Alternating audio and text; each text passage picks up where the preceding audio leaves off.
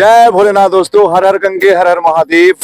तो इस समय प्रयागराज में बैठे हुए हैं और हमारे साथ संत जी एक हैं, बहुत ही जुबा संत हैं और इनसे बातचीत करेंगे हम। आखिरकार क्या यहाँ गंगा में आने का क्या फायदे हैं, क्या नुकसान है और क्या क्या यहाँ पे हो रहा है, किस तरह का यहाँ पे रोल रहता है। जी संत जी, सबसे पहले स्वागत है आपका। तो नमस्कार सभी मेरे मित्रों को जी, मेरे परिवार के वासियों को, इस देशवासियों को, साथियों को जो भाई के चैनल से जुड़े हुए, छोटे भाई के चैनल से जुड़े हैं, बच्चे के चैनल से जुड़े हुए हैं। तो सबसे पहले सब इसको लाइक शेयर सब्सक्राइब कर लें ताकि ये आगे बढ़े, अच्छे अच्छे कार्य करे, उन्नति बढ़े, इसको यूट्यूब पे अच्छा 2 रुपया इसको कमाने लग जाए और अच्छे कार्य दिखाता रहे समाज को। जी बहुत बहुत धन्यवाद। तो मुझे संत जी बताइए, माँ गंगा में काफी भीड़ भाड़ में यात्रीगण आ रहे हैं, स्नान की तिथियां भी होती हैं और लोग स्नान भी करते जा रहे हैं। आखिरकार क्या क्या इसकी मतलब जैसे होता है, विधि क्या है स्नान करने की विधि? मैं आपको बताता हूँ बेटा, सुनो।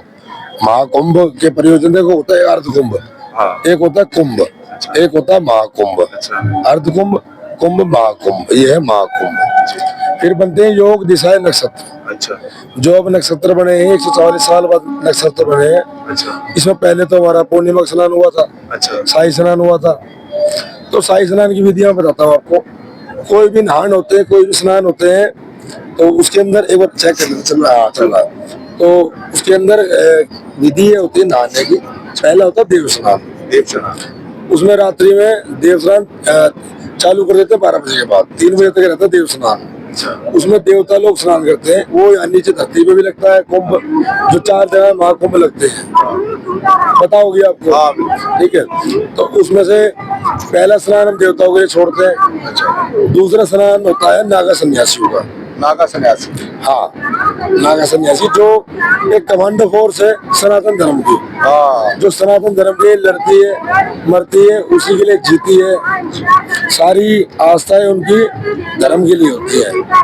उनको शुरू से ही जब वो संन्यास लेते हैं, अखाड़े जुड़ते हैं, उनको दीक्षा दी जाती है 12 साल तक। किस तरीके से आप साधु बनेंगे, संन्यास ग्रहण करेंगे, बिल्कुल इस बंधन से आप कटेंगे, प्रभु की भक्ति में कैसे लीन होंगे, और अस्त्र शस्त्रों की जानकारी दी जाती है, चलाने सिखाए जाते हैं। अच्छा। ताकि आने वाले समय में जब भी धर्म के लिए कोई लड़ाई हो या जरूरत पड़े, तो ये कमांडो जिनको ट्रेनिंग कराई जाती है वो सबसे पहले शस्त्रों को धारण करते हैं। बिल्कुल। और नागाओं का पुराना इतिहास रहा है, पुराना इतिहास चलता आ रहा है इनका आदि अनादि काल से।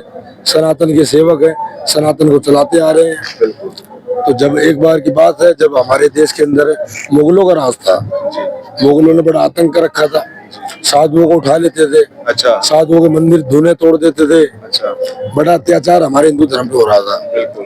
तो उस समय नागा सन्यासी आगे आए, मुगलों से लड़ाई लड़ी, अच्छा, अपना बलिदान दिया इस धर्म को बचाने के लिए, मरे भी, मारा भी। और उसके बाद जब मुगलों को ये ज्ञात हुआ शक्ति, उन्होंने प्रदर्शन किया, तो मुगल लोग झुक गए। जो मुगल थे, तो उन्होंने हाथ जोड़े। अच्छा, हमारे गुरु पीरों के कि भाई हमें छोड़ा जाए। उन्होंने शक्ति ऐसी ऐसी दिखाई, मैं उसका ही बताऊंगा तुम्हें शक्ति के बारे में, कहाँ दिखाई, कैसे वो लोग झुके। तो तब उन्होंने ये शर्तें रखी गई थी हमारे गुरु पीरों ने कि भाई मानोगे तो तुम्हारे पीर है। जो मुगल आए थे, मुगल जो है पीरों को ज्यादातर मान्यता देते हैं। आपने देखा होगा मजार, ये पीर, अच्छा, ये हमारे स्थान है। अच्छा, तो इनको यही बताया था, अगर हमको मान रहे हो तो हम तुम्हारे पीर हैं, नहीं मानोगे तो तुम्हारे फकीर हैं। सही बात। या तो हमको फकीर मान लो, ठीक है, या पीर मान लो। पीर मानो जब भी तुम्हारा कल्याण है, फकीर मानो जब भी कल्याण है। पर कभी हमारे साधुओं को, महात्माओं को, मंदिरों को और धुनों को तोड़ना नहीं है। तोड़ोगे तो तुम्हारा नाश हो जाएगा, तुम्हारी वंशवेल का नाश हो जाएगा। और वही हुआ उनके साथ। अच्छा, हाँ, अत्याचार जैसे उन्होंने किए, वैसे अत्याचार उनके साथ हुए। तो ऐसी घटना में तुम्हें और बताता हूँ मुगल काल की। अच्छा, आपने नाम सुना हो खिलजी का। हाँ, खिलजी को तो जानते हैं आप अच्छे तरीके से। तो खिलजी भी बड़ा दुराचारी था, अच्छा, अत्याचारी था, उसने बड़ा आतंक मचाया। हाँ, दिल्ली के अंदर जब खिलजी आया, दिल्ली में प्राचीन मठ है बाबा श्यामगिरी सवाई मठ। अच्छा, उस मठ का इतिहास है करीब 800 साल पुराना। 800 साल, अभी स्थित है मठ, चल रहा है। अच्छा, अभी 18वीं गद्दी के ऊपर बाबा श्री महंत रमनगिरी जी महाराज वहाँ विराजमान है। अच्छा, गद्दियां चलती आ रही हैं, वंशवेल से चलती आ रही है, पीढ़ी दर पीढ़ी कोई ना कोई संभालता है उसको। अच्छा, तो मुगलों ने वहां पर दिल्ली में बड़ा अत्याचार मचाया। उस समय हमारे बाबा श्यामगिरी जो कि नागा संप्रदाय से हैं, अच्छा वो वहाँ साधना में लीन थे जमुना किनारे। जैसे घाट है वहाँ पर बड़ा ऐसी घाट है डाल के कुटिया अपने साधना में वहाँ थे लीन। अच्छा तो मुगलों ने उनको भी कैद कर लिया। हाँ। तो बाबा ने हंसते हुए जब कुछ उन्हें नहीं बोला, हाँ। वो देखा उनकी माया क्या करेंगे। हाँ तो बाबा उनके साथ चल पड़े अपना, भाई चलो भाई कहाँ लेके चलोगे। बिल्कुल अब उन्होंने ले जाके कारावास में डाल दिया।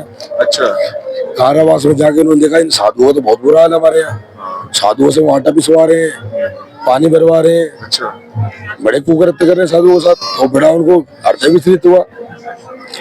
और वहाँ चक्कियाँ थी, करीब हजारों चक्कियाँ थी वहाँ, जो समय हाथ से चलती थी। हाँ वो साधु चलाते थे उनको आटा बनाने के लिए। अच्छा आटा बनाते थे साधु चला के अंग्रेजों के लिए। हाँ कैद कर रखा था कारावास में, तो काम कराते थे उनसे। बिल्कुल तो श्यामगिरी बाबा को जब सारे अत्याचार उन्होंने देखे जाके कि भाई क्या हो रहा है मुगल के राज्य में, हमारे तो अत्याचार हो रहा है साधु संतों पे। सही बात तो वो दीवार पे चढ़ के बैठ गए। वो पहले तो दीवार पे चढ़ के बैठ गए वहां जेल से। तो वहाँ बहुत सारे लोगों ने बुलाया, बाबा नीचे आ जाओ, साधुओं ने बुलाया। वहाँ के जो सुरक्षा कर रहे थे कर्मियों ने, उन्होंने बोला अच्छा। खिलजी आएंगे तो गुस्सा होंगे, ये होगा, आप नीचे उतर के बैठिए, ऐसे बात हो बात है।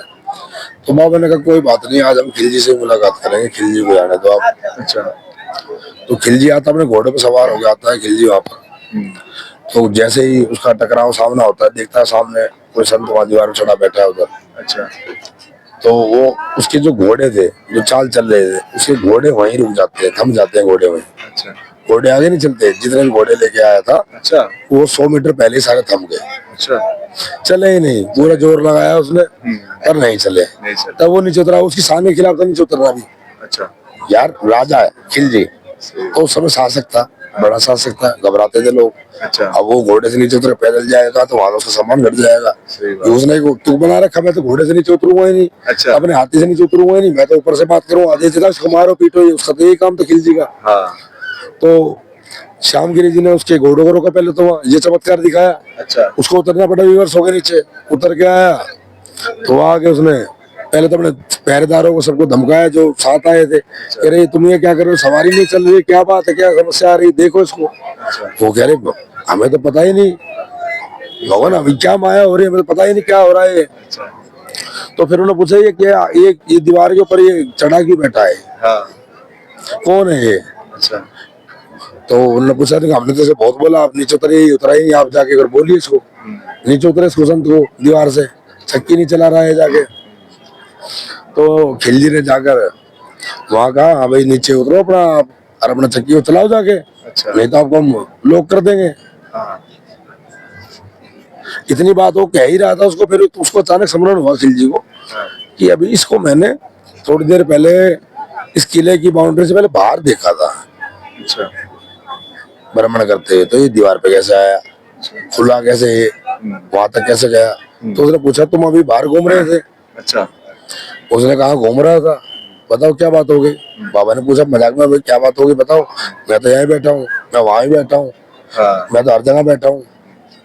तो खिलजी कह रहा भाई ऐसी तो बात नहीं, ये तो आ जाओ आराम से, नहीं फिर हमें दंड देना पड़ेगा, हम चढ़ाते हैं भी हाँ। सीढ़ी वीडी लगवा के तुम उतारने के लिए। सही तो बाबा ने उन अपने सिद्ध शक्तियों से पहले तो उसको दीवार को चला दिया, अच्छा जिस दीवार में बैठे थे अच्छा वो दीवार चलने लगी। अच्छा जब खिलजी की तरफ दीवार चली तो खिलजी घबरा गया। अच्छा आदमी अब आप बैठे यहाँ बैठे हो, हाँ वहां से पुल सड़क के आपके पास आने लगा तो आपकी हवा खराब हो जाएगी, सही बात ये बहन जी क्या हो रहा है, सही बात। सच्चाई जो बता रहे हैं हाँ बात। सच्चाई है तो उसने कहा भाई ये अपने ये जो रोको इसको, क्या आपने तंत्र मंत्र किया है, ये इसको क्या कर रहे हो आप। हाँ मगर रोको, मगर तू तो अत्याचार नहीं रोक रहा अपने, अच्छा तूने कौन सा अत्याचार रोक लिया, तू तो साधुओं को संतों को मार रहा है, आटा पिसवा रहा है, जो सेवक हैं, हाँ। जो हमारे धर्म कर्म के गीत गा रहे हैं, सही बात तुम्हारे गुरु पीर हैं ये, हाँ तुम इनको पहचानो, हाँ इनको दर्जा दोगे तो पीर मान के इनको स्थान दो, हाँ या फिर फकीर मान के स्थान दो। हाँ अगर तुम्हें राज करना है, काज करना है, कुछ भी करना है, तब भी उसके भाषा समझ में नहीं है बाबा के। हाँ तो बाबा ने क्या करा, उन पे सिद्ध लक्कड़ थी अपनी, अच्छा वहां पर कई हजार चक्कियां लगी हुई थी। तो बाबा ने चक्कियों को आदेश किया कि चक्कियों को ओम नमो नारायण, चक्की चालू हो जाए। अच्छा सारी चक्कियां अपने आप चलने लगी। वहाँ अच्छा हल्ला मच गया बैरिंगों में, अच्छा वहाँ कैदी में हल्ला मच गया, सब भागते खिलजी पता कि बाबा चक्कियां बंद नहीं हो रही है, चक्कियां बंद नहीं हो रही है। अच्छा अपने आप तो खिलजी वहां से पलायन कर गया एकदम ही। हाँ, खिलजी से पता नहीं क्या माया है, चलता हूँ। भाग लिया, वहां से निकल गया, वो पैदल पैदल वहां से निकल गया। महल गया, जाके वहां पर उसने आराम किया, सोचा कि भाई ये घटना क्या हुई है। तो फिर उसने सैनिकों को भेजा कि जाओ जाके चेक करके आओ, देख के आओ चक्कियां चल रही हैं, रुक गई हैं, क्या माया थी। तो उन्होंने चेक करके बताया कि चक्कियां तो जब भी चल रही हैं, बंद ही नहीं हो रही है। साधु तो कुछ कर रही है चक्कियां, पर अपने आप चल रही है। तो वो हैरान हुआ, फिर हैरान की शक्ति है ये।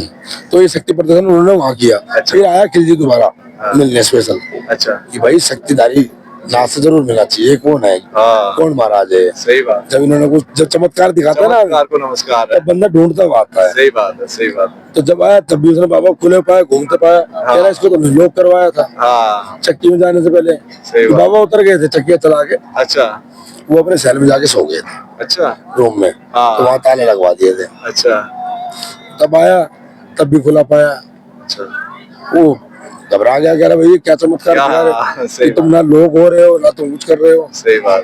तब उसने उसको समझाया, खिलजी को, बाबा ने, श्यामगिरी जी ने, कि बेटा देख मेरी बात सुन, तेरा अंत समय नजदीक है। अगर तू अब भी नहीं रुका तो तेरा अंत समय नजदीक है। तेरे को आखिरी शिक्षा में दे रहे कि हमारे धूने जहाँ जहाँ हमारे साधु सन्यासी बैठे हुए हैं, ना तो धूने को तोड़ना, ना साधु को सन्यासी को छेड़ना। ठीक, अगर ये काम तूने करा तो तेरा भी कुछ नहीं होगा। तो उस दिन के बाद खिलजी को अकल लगी। खिलजी ने जहाँ पर बाबा श्यामगिरी बैठे हुए थे, वो कई हजार एकड़ में जगह थी, काफी मोटी लंबी छोटी जगह थी। अच्छा। वो सारी खिलजी ने दान करी, बकायदा लिखवा के ये मठ की जगह बना के। अच्छा। बाबा को दो, इनके नाम पे दो, संतों को। हाँ, संतों के नाम पे जगह करी जाए, बाबा श्यामगिरी के नाम पे जगह अच्छी छोड़ी जाए और इन संतों को छोड़ा जाए। अच्छा। तब बाबा श्यामगिरी ने सारे संतों को छुड़वाया, उद्धार करवाया, संतों का उद्धार किया चमत्कार के, और वो भक्ति रस में लीन हुए। और फिर जैसे डंका बजा के इसके अंदर श्यामगिरी बाबा का, ढूंढने लगे लोग, और ढूंढने लगे लोग, तो बाबा परेशान हो गए, मिल लोगों से उड़ता खींचते लोग। तो बाबा चुपचाप वहां से करके पलायन। अच्छा। कई महीने तो उन्होंने साधना की, वहाँ गुफा है आज भी स्थित, प्राचीन, जहाँ साधना करते थे। और पूरा मठ है, पूरा परिवार, पूरे बायोग्राफी है ना, आपको सारी वहाँ मिलेगी, जो जीवनी है उनकी। अच्छा। और जहाँ बाद में गए, गिरनार गए, वहाँ गए, सारी डिटेल आपको मठ से मिल जाएंगी। अगर आप जानना चाहते हो ना सच्चाई ये, सही बात। अगर आपको इसमें जानना है तो आप जाइए दिल्ली, श्यामगिरी मठ को सर्च करना, वहाँ जाना, पता करना इस घटना को। बिल्कुल बिल्कुल, ये वाकई में हुई थी या नहीं हुई थी। नहीं, असली बात है। साधु संत हमारे जो है कि ऋषि मुनि तपस्वी यहाँ पे भारत की एक मतलब शक्ति है ये, और इस समय भी मौजूद है उस मठ के यहाँ। यहाँ पर शायद ये जो निरंजनी अखाड़ा है, अच्छा, वहाँ पर शायद श्यामगिरी मठ से लोग आए हुए, सेनापति आ रखा है वहाँ के। अच्छा। तो आप सेनापति से यही पास है, उनसे मिल लेना, उनसे मठ की खासियत पूछना जाके। सही बात। बाबा मठ हो क्या खासियत, आपकी मठ की क्या खासियत है। 800-900 साल पुराना मठ है कोई, ये तो बात है नहीं यार। जब 800-900 साल पहले भी साधु थे, 1000 पहले भी साधु थे, महाभारत काल में साधु थे। सही बात है, ठीक है, हर काल में थे। तो बेसिकली अब अभी कहाँ के रहने वाले हैं आप? मैं देखो भाई, अब क्या बताऊं, देखो मैं तो देखो सारी जगह रहता हूँ। अभी तो आप भ्रमण ही कर रहे होंगे, लेकिन ऐसे बेसिकली कहाँ के थे आप पहले? हम भाई वैसे हम हरियाणा के। हरियाणा के थे। हाँ। और ये जब आपने बेस लिया साधु का, तो कितनी उम्र थी आपकी? देखो उम्र तो देखो अब क्या ही बताएं, देखो जब सबने होश संभाला है ना, अपने आप को पहचाना, तो तब से हम अपना भक्ति रस में लीन हुए। भक्ति रस में, ठीक। पहले भटक के भक्ति कर रहे थे कई साल, जब रास्ते नहीं मिले थे। नहीं मिले, सही बात है। फिर हमारे ऊपर 3-4 साल हो गए, गुरुओं का हाथ आया। सही बात है, गुरुओं के बिना गति भी नहीं है। गुरुओं की शक्ति आई, तो हमने अपने मन को बदला, सही बात, लोगों की धारणाओं को बदला, अपने आप को बदला, एक नए जीवन में अपने आप को ढाला। और आप जैसे जो भाई मिलते हैं, उनको मैं रूप बदले किसी न किसी रूप में मिलता रहता हूँ। नहीं, आपकी एज करने के लिए नहीं, एज आपकी ऐसे लग रहा है ना, अब जंगी है, मतलब आपके जैसे लड़के मतलब आज कहीं कहीं मोह माया में फंसे हुए हैं, कई चीजों में भटके हुए हैं, लेकिन आपकी एज देख के ऐसा लगता है कि आप 25-30 के अंडर ही है ना, इतनी उम्र है आपकी, और आप इस वेश में आ चुके हैं, और प्रभु के साथ सीधा संपर्क है आपका, और बहुत अच्छी बात है। मैं तो सब बच्चों को कहता हूँ, देखो सुनो, अपने आने वाली पीढ़ी को आप गुरुकुल में पढ़ाएं। अच्छा, गुरुकुल बहुत जरूरी है। गुरुकुल बहुत जरूरी है। आप अगर बच्चे को गुरुकुल में पढ़ाते हैं ना, तो उसको उच्च शिक्षा मिलेगी, सारी ब्राह्मण की विद्या मिलेगी, सारी जो हमारे वेद का ज्ञान है, ग्रंथों का ज्ञान है। जब तक बच्चे को वेद का ज्ञान नहीं होगा, ग्रंथों का ज्ञान नहीं होगा, उसके पास कुछ नहीं, अधूरा है। जब बच्चा वेद का, ग्रंथों का ज्ञाता हो जाता है, तो बच्चा ऑटोमेटिक सिद्ध हो जाता है। हाँ। और जब बच्चा गुरुकुल से निकलता है तो एक अच्छी शिक्षा प्राप्त कर लेता है। तो ऐसी बात नहीं आज के समय कोई गुरुकुल के बच्चे तरक्की नहीं कर रहे हैं। हाँ। कोई एडवोकेट है, कोई सरकारी अफसर है, ठीक है, कोई मंत्री भी है। अब योगी जी को देख लीजिए, हाँ जोगी जी, आदित्यनाथ जी को देख लीजिए आप, बिल्कुल। बताइए आज देश के प्रधानमंत्री कह रहा हूँ तो मुख्यमंत्री पर प्रधानमंत्री दौड़ में है। हाँ बिल्कुल बिल्कुल, क्योंकि देखो काज कर रहे हैं, मोदी जी राज कर रहे हैं, क्योंकि वो भी संत है। संत है, वही चीज है। देखो उनका जो भावना है, संत तो जुड़े हुए हैं, खुद एक दिव्य संत हो। बिल्कुल बिल्कुल, इसमें वो भी तपोभूमि में तप करते हैं जाके। हाँ। जाते हैं हिमालयों के अंदर, साधनाएं करते हैं, सारे काज करते हैं। उनको तो कोई दिखाता नहीं है कि साधना भी कर रहे हैं, बस बगलोली करने आ जाते हैं कुछ ना कुछ कि मोदी खा गया, ये कर गया। अरे मोदी ने क्या खा लिया भाई तुम्हारा? सही बात है, दे रहे हो देश को। हमारे हिंदुस्तान का देश दुनिया के अंदर डंका है। हाँ। सनातन धर्म का डंका बजा हुआ है। ये जो मेला है, ये मेला जो मैं आपको बताता हूँ इसका कारण, इसका आयोजन रखने का कारण, मुख्य कारण ये होता है जो हमारी सनातन की झलक है वो बच्चों को दिखाना कि हम कौन है। आप पहचानो अपने आप को। हिंदू धर्म है, हिंदू धर्म है और बाकी पंथ है, जो भी है, चाहे तो सिख हो, ईसाई हो, मौलवी हो, ये सब पंथ है। सही बात। ये कोई धर्म नहीं है। ये सब इसी हिंदू धर्म से निकले गए हैं, इसी सनातन से निकले हैं। इन्होंने अलग अलग पंथों में जुड़ गए हैं जाके, तो अलग अलग ये अपना बंसी बजा रहे हैं। सही बात। हमें उससे भी दिक्कत नहीं है, संतों को उससे भी दिक्कत नहीं। बंसी किसी की बजाओ, प्रभु के नाम का आप कहीं भी जप करो, किसी भी रूप में करो, पर उस मालिक को, परमात्मा को, सच्चे परमात्मा को आप थोड़ी देर जरूर याद करें। किसी भी नाम में आप याद कर लें, ओम नमः शिवाय कर लें, हाँ कोई भी हर हर महादेव कर लें, नारायण का जाप कर लें, राधे राधे कृष्ण कृष्ण हरि का जाप कर लें। जो जाप आपको अच्छा लगता हो आप करिए। ज्यादा समय ना हो, कलयुग है। हाँ कलयुग है। इसमें अगर आपने 1 घंटा भी साधना कर ली तो समझिए आपने पहले जो हुआ करता था, हजारों हजारों वर्ष हमारे साधु साधनाएं करते थे। सही बात। तो जैसे माँ गंगा है, माँ गंगा को भगीरथ ने साधना करके कम से कम कई हजार लग गए। सही बात। 12-13 हजार साल लगे साधना करके, जब माँ गंगा धरती पे आई थी। क्योंकि जब उनको ज्ञात हुआ कि भाई माँ गंगा के बिना इस धरती पर, मृत्यु लोक पर कल्याण नहीं है, तो उनकी पीढ़ियों की भी गति नहीं हुई थी। अच्छा। तो भगीरथ ने अपनी पीढ़ियों की गति करने के लिए जो उनकी वंशवेल चल रही थी, साधक साधनाएं कर रहे थे वंशवेल में। अच्छा। पर उनको दर्शन नहीं हो रहे थे, प्रसन्न नहीं हो रही थी माँ गंगा। हजारों साल तप कर रहे थे, आए गए मर गए, साधना चलती रही सबकी। आए गए चले गए, आए गए चले गए। भगीरथ आए तो उन्होंने साधना की। तो फिर उनको पता चला कि भाई गंगा की साधना बैठे थे, तो आकाशवाणी हुई नारद मुनि की कि भाई आपको गंगा माता को बुलाना, तो देखो पहले आप जाओ नारायण के पास, वहां से आगे लो कुछ उनको प्रकट करो या करो। तो उन्होंने नारायण की साधना की। कई हजार वर्ष लग गए। बाप तो बाप बड़ी लेट आता है, माँ जल्दी आ जाती है पुकारने से। तो कई हजार वर्ष में आए प्रभु नारायण। पूछा भाई भगीरथ क्या चाहिए तुझे पता? तो भगीरथ ने कहा हे प्रभु, मुझे माँ गंगा इस धरती लोक पे चाहिए, ताकि मेरी वंशवेल, मेरे पितरों का और इस समाज का कल्याण हो। तो उन्होंने कहा तुम एक काम करो, ये मेरे बस से बाहर की बात है, तुम ब्रह्मा जी के पास जाओ, ब्रह्मा जी को याद करो। तो भाई अब अगला मंत्र बढ़ा दिया उनको। भगीरथ को कई हजार साल तप करा, मंत्र देके निकल गया अगला, दोबारा तप करो। दोबारा तप किया, ब्रह्मा जी को प्रसन्न किया, बुलाया। तो ब्रह्मा जी ने उत्तर दिया भाई बेटा, वो प्रसन्न हुए करीब करीब 8 से 9 हजार साल में। अच्छा। तो उन्होंने बोला बेटा बताओ क्या वर चाहिए तुम्हें? उन्होंने कहा देखो आप तो सब ज्ञाता है, लेखा जोखा सब करते हैं आपके पास, हमें माँ गंगा को धरती पे लेके जाना है, इसकी आप अनुमति दीजिए।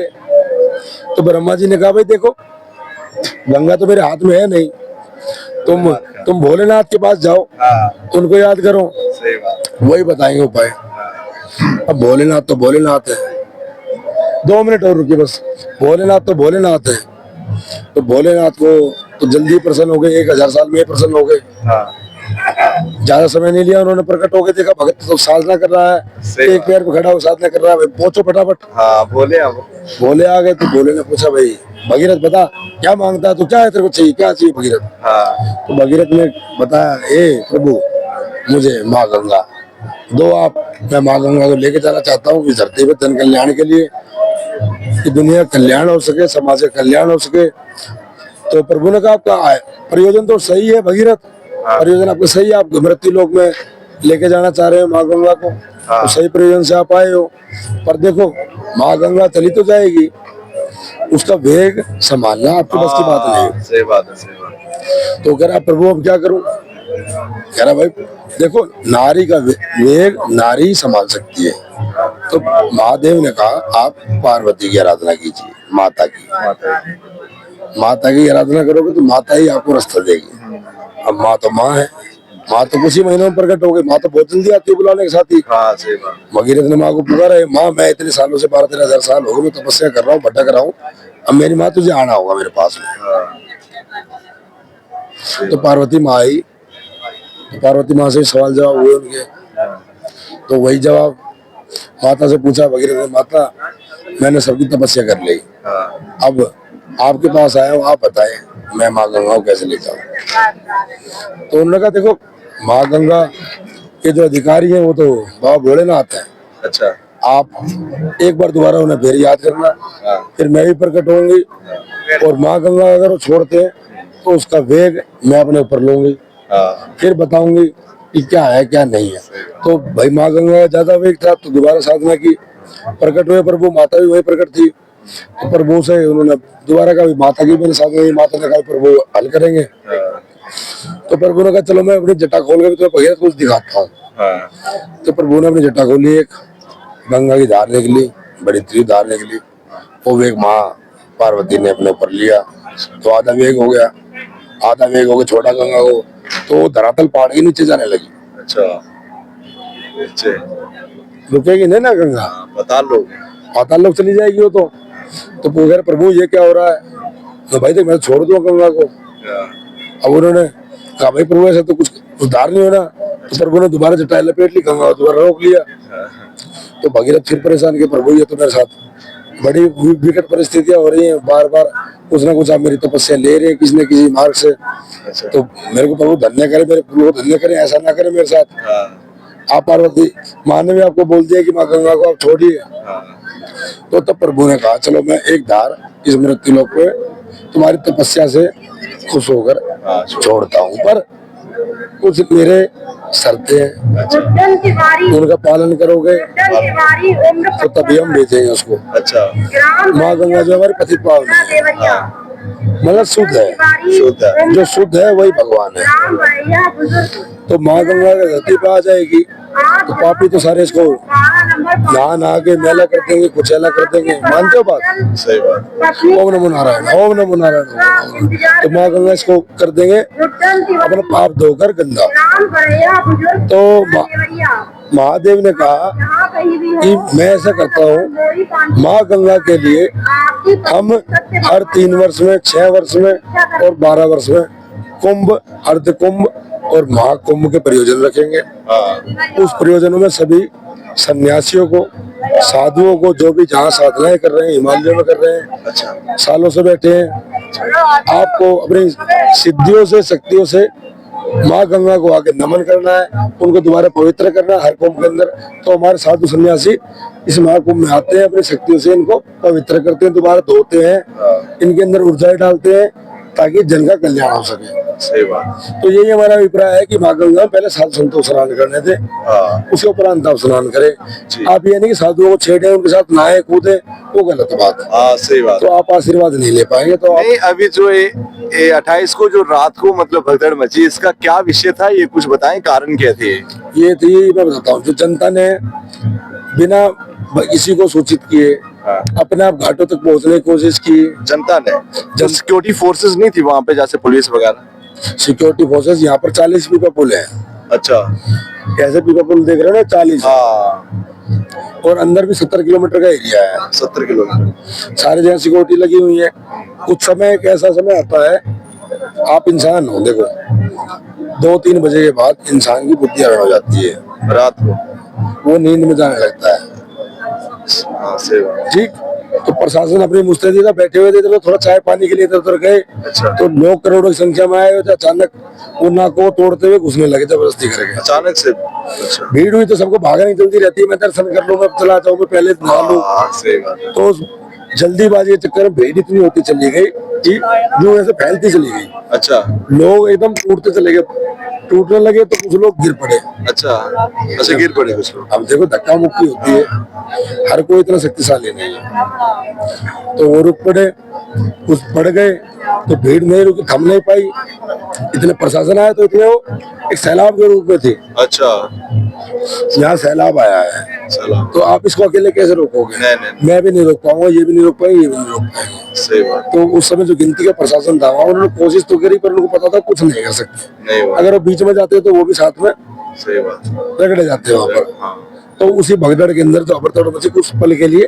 तो उसी पल में कुछ लोग जो हमारे मोक्ष को प्राप्त हो गए। प्राप्त हो, अच्छा पर उनमें जो मोक्ष प्राप्त हुए, हमारी माता ही थी ज्यादातर, हाँ, ज्यादातर तो माता ही थी उसके अंदर, अच्छा माता है, बच्चे थी, तो वो कुछ वो उनकी जो सोच थी वो प्राण त्यागने के लिए आई हुई थी, हाँ कहीं होगी। हाँ, अभी मैंने आपको दिखाया कई जगह हाँ, कि मुक्ति कई लोग मुक्ति पाने के लिए आते हैं, सही बात, उम्र हो रखी है 80 90 95, हाँ यात्रा कर रहे हैं, किस लिए कर रहे हैं? कि प्रभु का नाम लेते लेते मुक्त हो जाए बंधन से। सही बात, तो आप निश्चिंत रहे, महाकुंभ में आए, बड़ा हाँ। बढ़िया प्रयोजन है, हाँ। बड़ा ठीक ठाक प्रयोजन है, साधु संत सेवा कर रहे हैं सबकी, प्रशासन भी सेवा कर रहे हैं, योगी बाबा ने सबको निर्देश दे रखे हैं, सब औचित्य अच्छा हो रहा है। तो आप सबसे निवेदन है, जुड़े, महाकुंभ के मेले में स्नान करें, साधुओं को डुबकी लगाने दें, उसके बाद डुबकी लगाएं, जो स्नान हो शाही स्नान के बाद ही नहाएं जी। और अपने जीवन को धन्य करें। परमात्मा आप सबके ऊपर अपनी कृपा और आशीर्वाद बनाए रखे। अब हम भी चलते हैं, हमारा भी भ्रमण का समय हो गया, ऊर्जा कम हो रही है, जी जी। तो मिलते हैं जल्दी। ओम नमो नारायण। ओम नमो नारायण। बहुत बहुत धन्यवाद दोस्तों, आपने देखा ये पूरा इंटरव्यू। अपनी राय जरूर दें, वीडियो को शेयर जरूर करें और जुड़े रहे हमारे साथ। जय भोलेनाथ, हर हर गंगे।